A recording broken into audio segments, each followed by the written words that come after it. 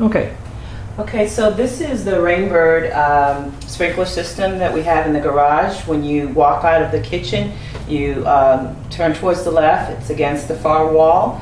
Right now, the system is set to every day. Sprinklers are going on every day. If I turn to Monday, you see that it's on, Tuesday on, so on and so forth. We leave it on automatic because that's how the system starts. And we leave it on custom because it's set to, and again, certain days that it's going to be working. There will be an instruction manual on top of the sprinklers so that if you have any questions, you can refer to it. So that's it for the sprinkler system. We're going over now to the AC unit, which is on the other side of the garage.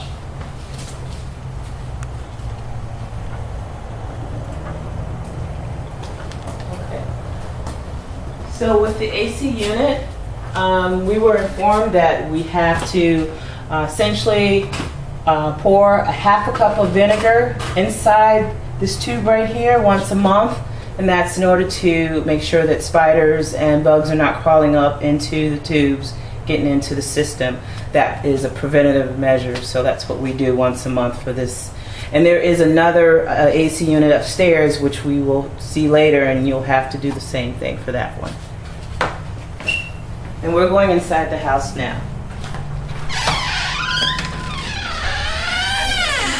Okay, when you first walk inside the house from the garage, if you look up, there is an air filter that we change every 90 days. And that's one area, and we have a few more in the house.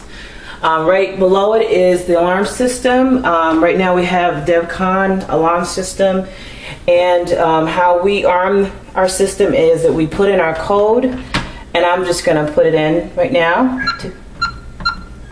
And then we press 2, and that will start the system. In order to stop the system, before, if it gets down to 1, that means that you cannot walk out of the door or the alarm will go off. So right now it's counting down.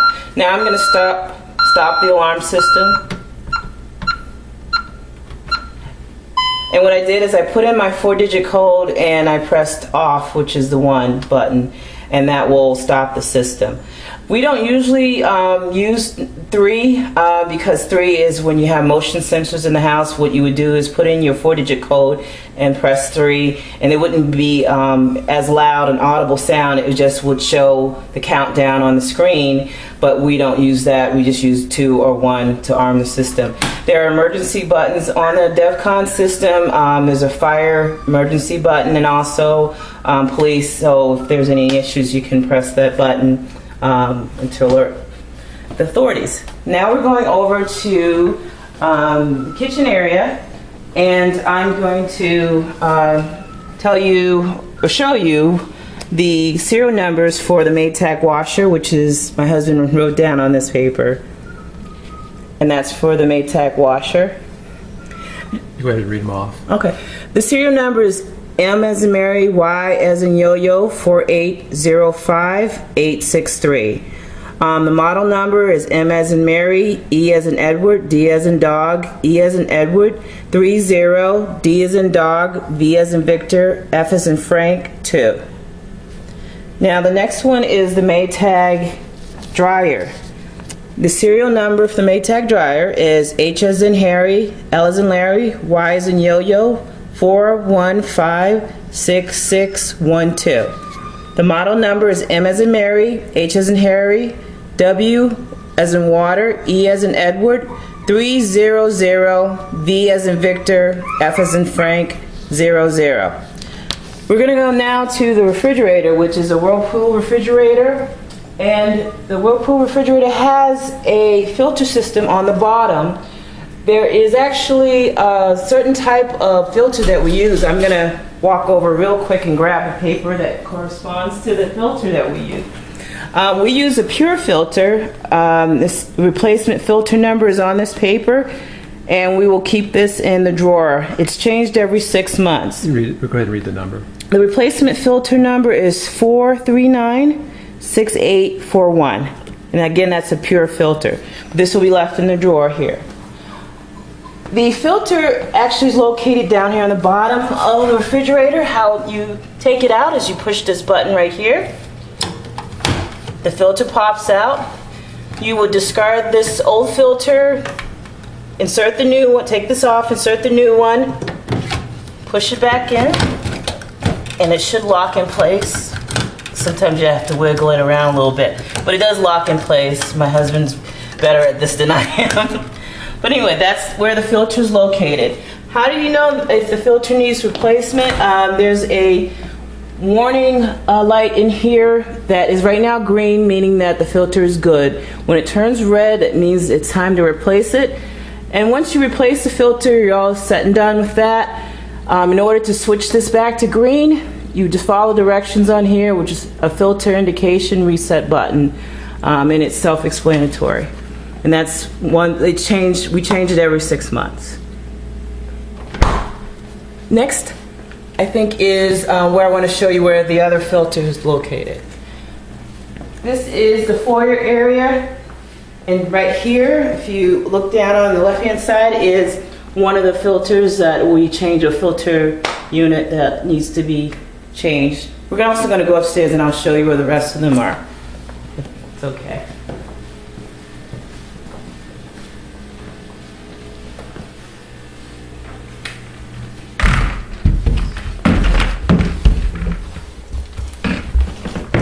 Okay, so we're going up the stairs. The first room on the right is actually where the first filter is located for the upstairs. This is one of the areas where the filter is. This is first room. And then if you turn around and go into the master bedroom area,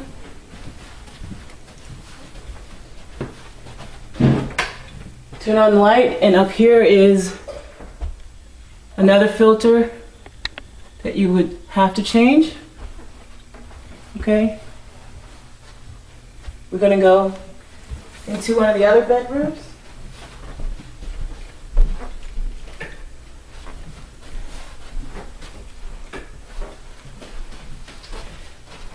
There are 3 other bedrooms. This is one of the guest rooms, and I think the light, okay, here it is. There's a filter right here in one of the guest rooms. This is the other guest room right next to it. Turn on the light. There's another filter. And then there's one more filter upstairs. If we go to straight across the hallway to the last bedroom up here, is the last filter up here. And that's it.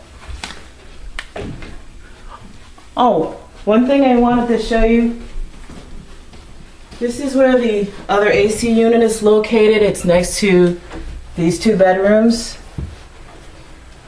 The same setup as the one in the garage. You take a half a cup of vinegar, pour it in here, and this is done once a month, again, to prevent spiders and other insects from crawling into the system. This is the last AC unit, so.